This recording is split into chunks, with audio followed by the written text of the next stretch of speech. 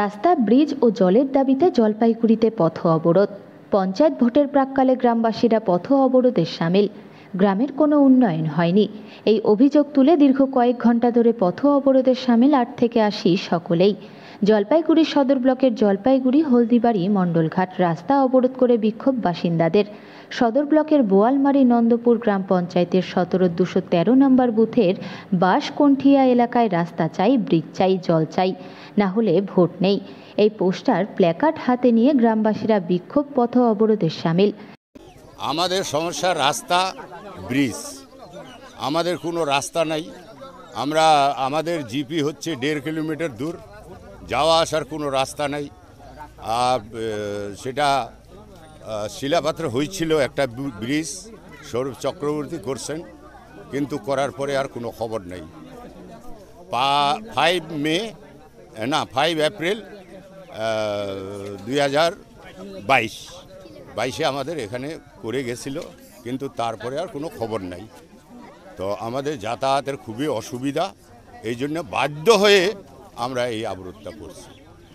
তো এবার যদি না হয় তা আমাদের প্রতি 15 দিন পর পর আমরা অবরোধ করব।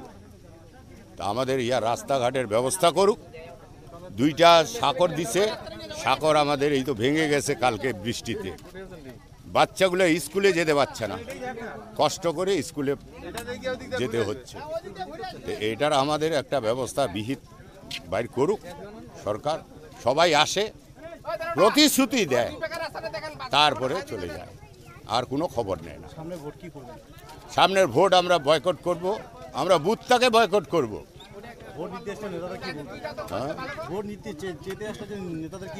তাদেরকে দিতেই দিব না।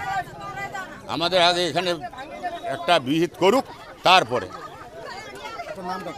আমার নাম বিজয় চন্দ্র বর্মন।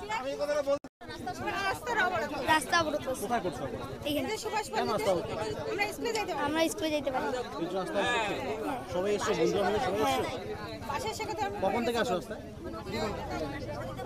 9টা 10টা থেকে। কিছু আমরা 4টার দিকে। কেন স্কুল যেতে অসুবিধা হয় তোমার? হ্যাঁ। কি করে স্কুল যাও তোমরা? ব্রিজের উপর দিয়ে। কিসের ব্রিজ? বাঁশের ব্রিজ স্কুল যাও? ভয় লাগে না তখন যেতে? লাগে তো। ভয় লাগে, তাও যাও।